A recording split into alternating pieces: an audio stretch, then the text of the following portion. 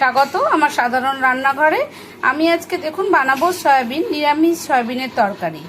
আপনারা সকলে আমার সাথে থাকুন। আমার এই মিষ্টি ফ্যামিলির মিষ্টি মিষ্টি সদস্যদের অনেক অনেক ধন্যবাদ। আমার এই রেসিপিটি আপনারা না টেনে পুরোটা দেখুন। আর যদি আমার এই রেসিপিটি আপনাদের ভালো লাগে তাহলে কিন্তু অবশ্যই শেয়ার করবেন। শেয়ার করে আরও অনেক অনেক অনেক লোককে দেখানোর সুযোগ করে দেবেন। তো চলুন আমরা কি করি। সয়াবিন দেখুন, এই সয়াবিনগুলো একটু ছোট ছোট সাইজের নিয়েছি আমি। আর এই সয়াবিনটা আমি এখন গরম জল দিয়ে ভিজিয়ে রাখবো। আচ্ছা, আমি এতে গরম জল দিচ্ছি। গরম জল দিয়ে আমি কিছুক্ষণ ভিজিয়ে রাখবো।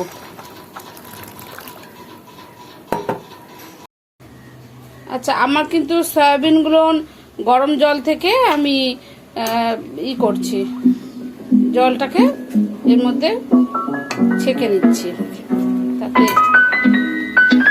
আর এই সয়াবিনের জলটাকেও আমি খুব ভালো করে চিপে ফেলে দেব।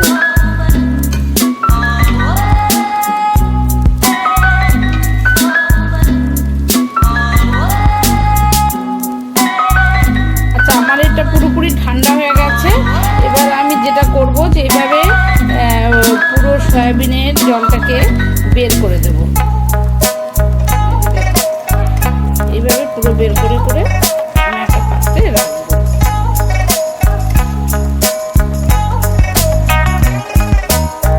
আচ্ছা, আমি খুব অল্প পরিমাণে আলু নিয়েছি। আলুগুলোকে দেখুন আমি এইভাবে কেটে নিয়েছি। আর আলুগুলো আমি একটু ভাপিয়ে নিয়েছি। আলু আপনারা কাঁচা নিয়েও ভেজে রান্না করতে পারেন, তো আমি ভাপিয়ে নিয়েছি। ভাপিয়ে নেওয়ার একটা স্বাদ আলাদা হয়। আলু ভাপিয়ে রান্না করলে, আবার কাঁচা আলু ভেজে রান্না করার স্বাদ আলাদা। তো আমি ভাপিয়ে নিয়েই রান্নাটা আজকে করছি। সবার আগে আমি কড়াইয়ে তেল দিয়ে আমি আলুটাকে হালকা করে ভেজে তুলে নিই। আমি আজকে সাদা তেল ব্যবহার করছি।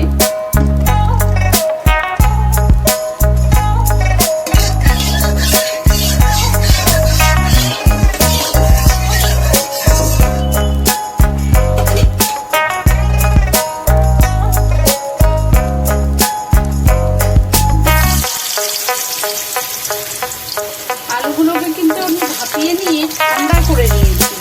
ঠান্ডা করার পরেই আমি আলুটাকে হালকা করে ভেজে তুলে রাখবো। দেখুন, আমার আলুগুলো কিন্তু ভাজা হয়ে গেছে। আমি এবার আলুগুলোকে তুলে নিচ্ছি।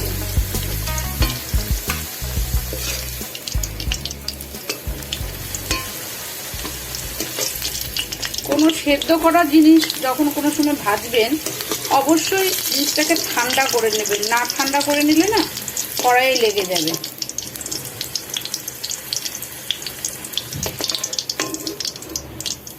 আমি এবার সয়াবিনটাকে ভাজবো।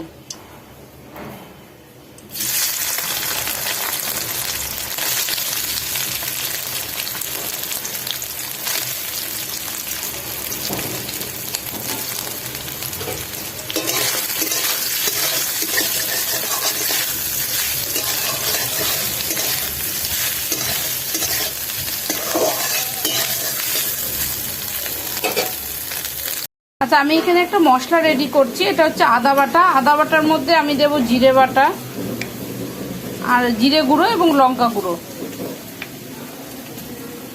আর একটু সামান্য পরিমাণে জল দেব।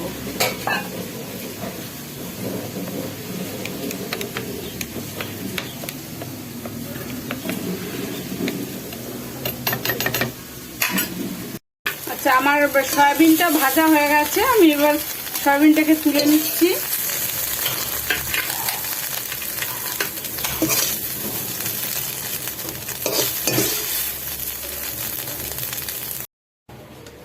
কড়াইয়ে আমি এবার একটু তেল দিচ্ছি।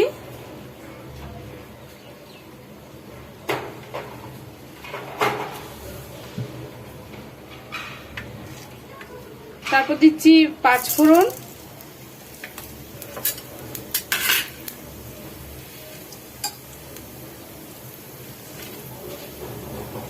গোটা গরম মশলা,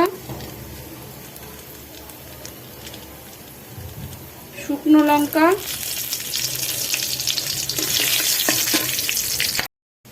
মধ্যে দিচ্ছি আমি এবার তেজপাতা, আর দিচ্ছি সামান্য চিনি রং হওয়ার জন্য।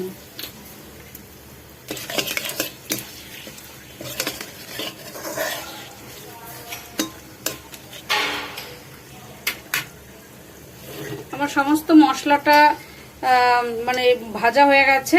এবার এই যে মশলাটা আমি রেডি করে রেখেছিলাম সেটা আমি দিয়ে দিচ্ছি। এরপরে আমি দিচ্ছি লবণ,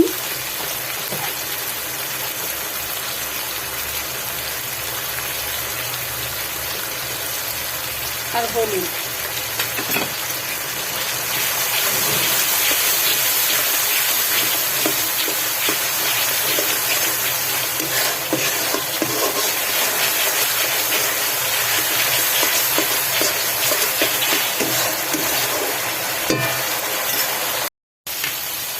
এবার আমি সস দিচ্ছি, টমেটো সস।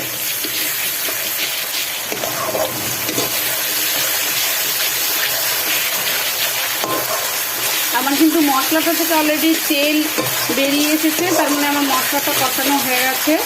এবার আমি এর মধ্যে সয়াবিন আর আলুটা দিয়ে দেবো।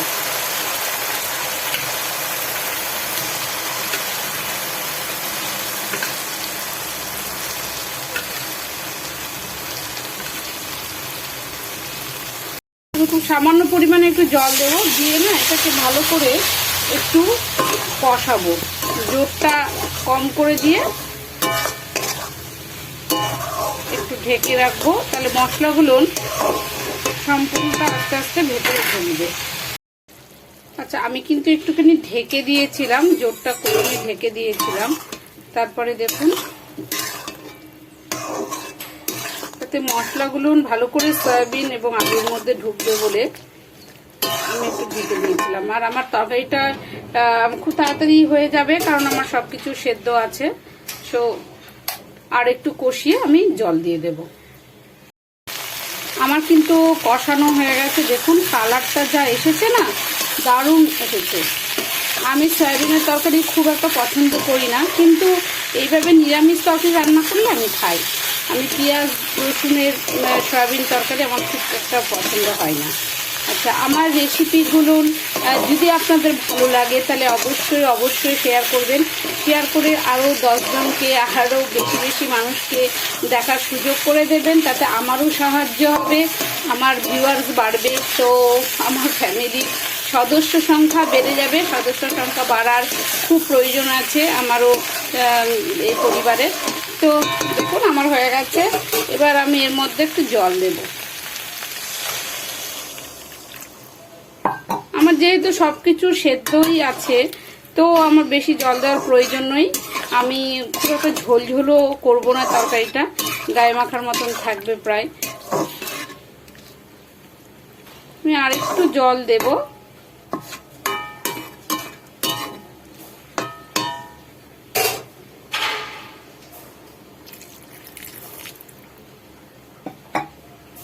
এটা এবার ফুটতে দেব। খুব সুন্দর ফুটছে। আমার কিন্তু রেডি সয়াবিনের নিরামিষ সয়াবিন। এর মধ্যে আমি একটু গরম মশলা দিলাম। এইটুকুনটা ঝোল আমায় রাখতে হবে, না হলে একদম সয়াবিন তো টেনে নাই।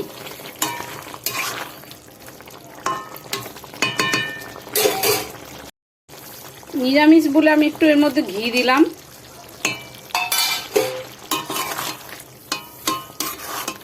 আমার হয়ে গেছে, আমি এবার গ্যাস অফ করে দেব। আমার রেডি আলু সয়াবিনের নিরামিষ তরকারি। আপনারা বাড়িতে করে খেয়ে দেখুন, নিরামিষের দিন খুব ভালো লাগবে। পেঁয়াজ রসুন দিয়ে তো প্রতিদিন খাওয়া হয়ই, এটা একবার নিরামিষ করে খেয়ে দেখুন আমার প্রসেসে, দেখবেন খুব ভালো লাগবে।